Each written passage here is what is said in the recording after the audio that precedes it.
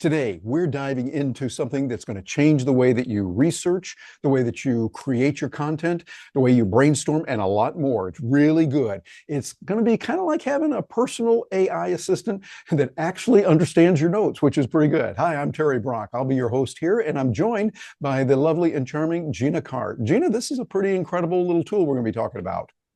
It really is. It's more chiseled in some ways than what we've been using for the most part of ChatGPT and Perplexity. And it really does allow for some very specific uses that I think our folks are going to love to learn about.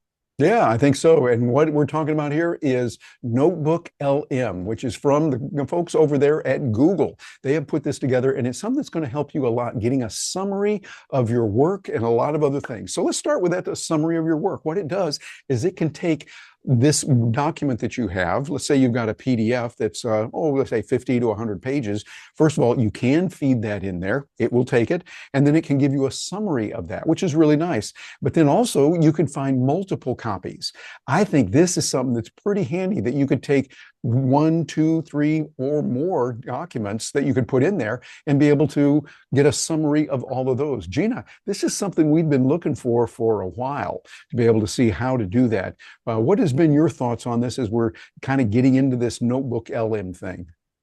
Well, what's so cool about it is that you can grab specific sources of content that you want to use for your research or your analysis, rather than having ChatGPT or Perplexity, which is pulling from the entire internet as well. You can be more specific with it, and it can also be private. So I like that it can be proprietary or confidential information versus just the web in general, which is much more broad. Yeah, that's really important. So you're getting your own material, but also, Gina, you were talking and sharing with me before we started recording some of the important ways of other work for research that we could do. Tell us a little bit about your thoughts on that. Well, I like the fact that I can pull in specific data from specific authors or YouTube creators or just different articles that I found. I can use my own work. I can use other people's work. And I think that that's very powerful because, well, for example, one of the doctors that I follow in the nutrition study that I do is Dr. Michael Greger. And I put his information above all others, his analysis and answers. And so I would like to pull just from his work as I'm studying specific questions about nutrition. Yeah, that makes sense. And I think a nice thing about that is you say, for instance, in your case, Dr. Michael Greger, we really like what he's doing. You like his work. What you could do is you could get Dr. Michael Greger on this topic, and then on that topic, and on that one over there. A lot of them, up to, we can say safely, 50 different sources that you could get. That's a lot. But you get that, feed it in there, and be able to start getting some really good details on it. Seems like that's got some real potential for research for thought leaders. And we're always talking about converting your content into cash. So what you're able to do is take your content, take others' content, and of course, by attributing it to them, we're going to do that, of course, but you can say, here's a case on this. And we find that so-and-so says this, and this other person says the same thing. They agree here, but they part company in this area. And over here, there's another one that does this. Now you're getting to be much more renowned as someone who can take a scholarly approach, so that you're not looking at just one thing. Here's what I think should be done. Rather, you're saying this person does it this way. This source over here is different, and this one over here is a little bit different also. So now you're getting a good summary of all of those. Gina, to me, that seems like can give someone a real competitive advantage. I think so. And you know that it's doing a summary much better and faster than you could or any of your assistants could. Yeah, exactly, because it's AI and it does real well. Now, here's what we want to share with you also. We don't know exactly what the limits are. We found some different sources giving us different information. We do know this, that at a minimum that we've found, you can put up to 50 sources. Now, that for most of us is going to be more than we would ever use, but up to 50. And it says they can contain up to 500,000 words or 200 megabytes in file size. That's one thing that we heard. There might be some others. What we'd say on this right now, experiment. Go about it yourself, start experimenting and see what this is like, because you can use NotebookLM for free. Right now it is free, which is a really nice little feature. So work with that. Now there's another thing that we can do with it also is with a podcast. where you can create a podcast with voices that sound pretty cool when you can listen to the kind of areas that are there and what is available. Gina, we've worked with this before, and I find it's pretty amazing what we can do. What are your thoughts? Well, I love the fact that it really helps you see things from a different point of view or hear things more accurately from a different point of view.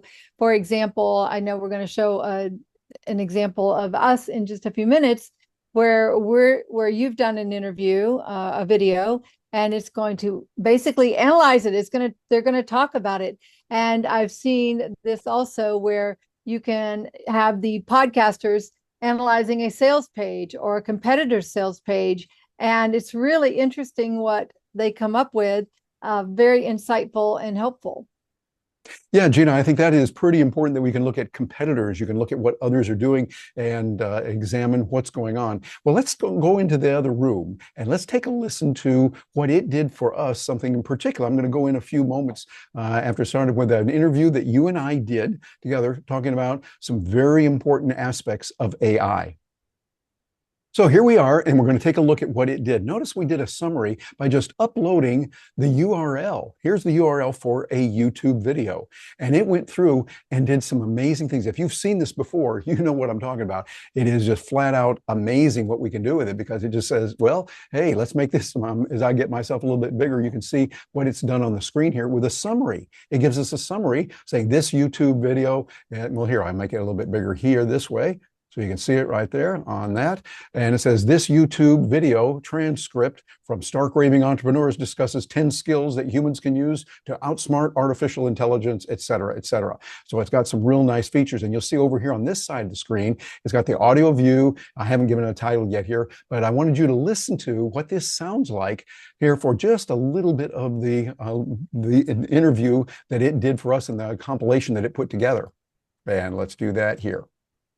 What's next on this journey to thrive in an AI world? This one really stood out to me. It's all about location, location, location.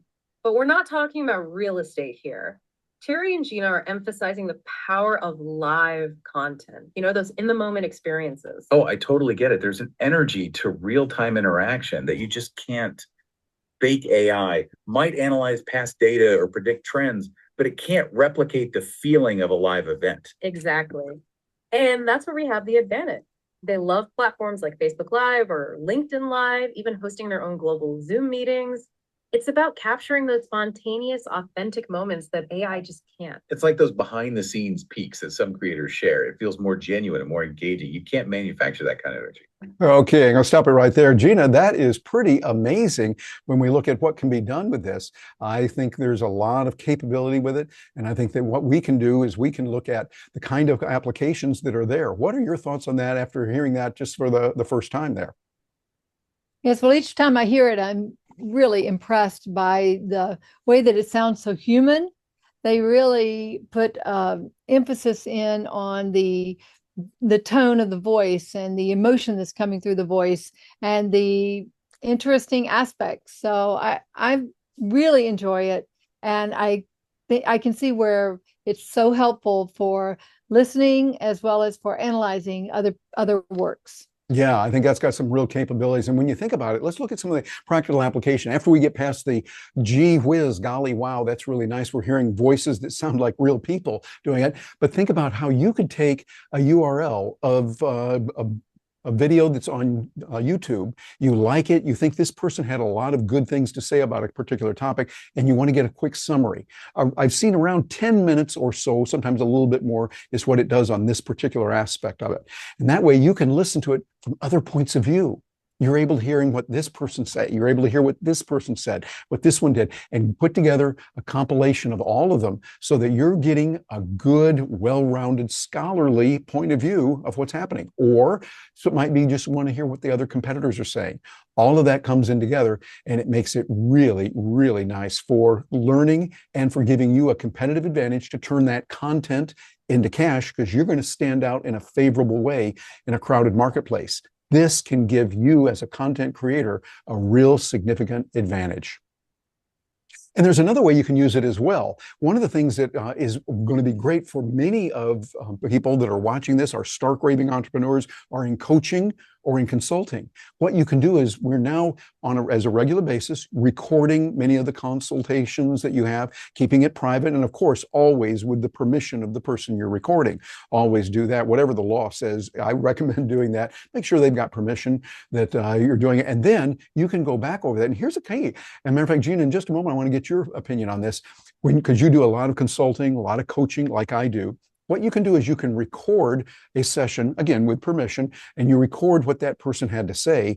And then you've got something that you can refer to and get a summary of what you recommended, the 4 points that they need to do, what they're going to do by our next meeting next Wednesday, et cetera, et cetera. But then also you can keep a collection of those over time. Let's say you're working with someone, as we often do, over an extended period of time, several months. So it might be 3, 6 months, maybe a year or so. But what you can do is you can get a compilation of all of that, all of those, feed them in, because remember, going up to 50 documents and maybe more with the PDFs that you have or the TXT files, you feed those in there. Now you've got a collection of information of what you said to your client over a period of time, and you can start seeing patterns. What are the common traits that this person has? What are the real strengths that your client has? What are the weaknesses? Where does she need to improve? Where does he need to improve on this? All of this can be pretty nice, and I think that's got some real capabilities. Gina, I'd love to get your perspective on that, the idea of being able to do that over time for a person and keep track of what they said. Well, I think it's wonderful because it's almost as if it's a third-party observer who is reading the transcript of your sessions, your meetings, and giving you feedback on it. So it's almost like a boss without having a boss. So imagine if you did have a boss or a coach who could coach you on your coaching. That's essentially what this is going to be like, but it's all private. You're the only one who sees it.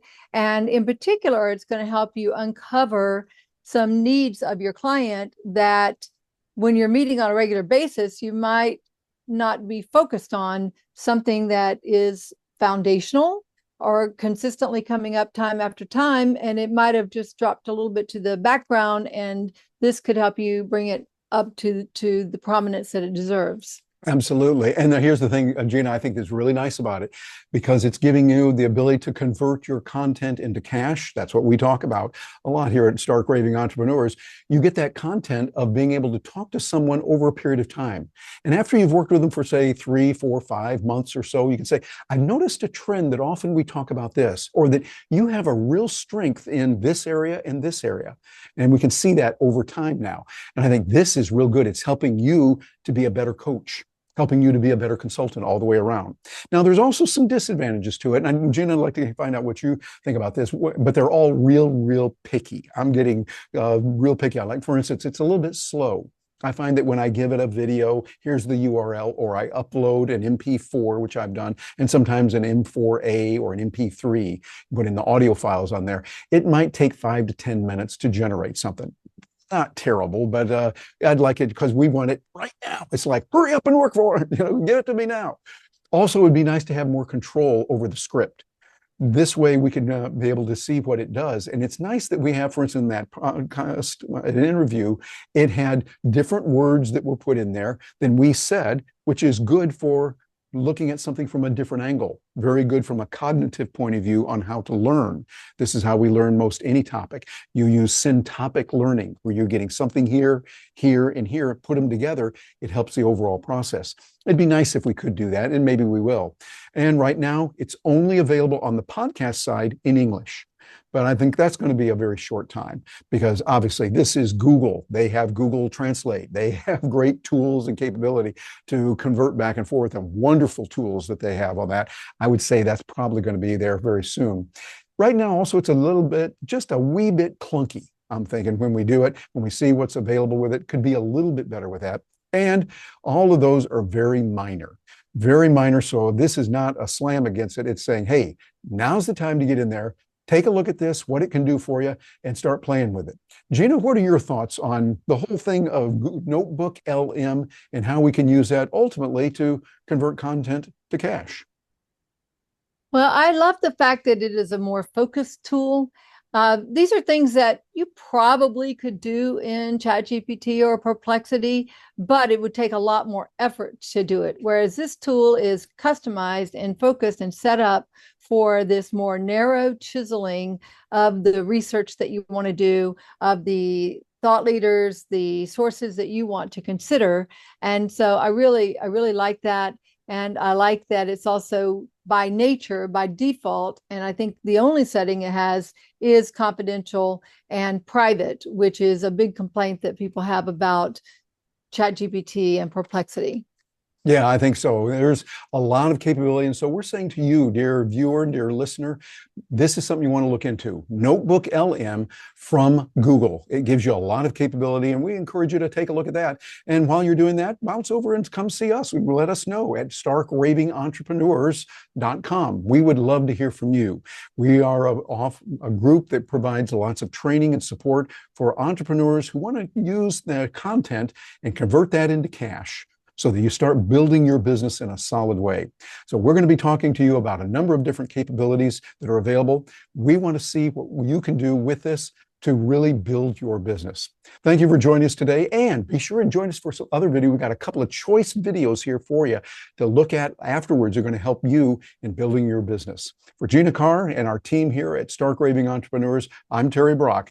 Thank you very much for joining us today.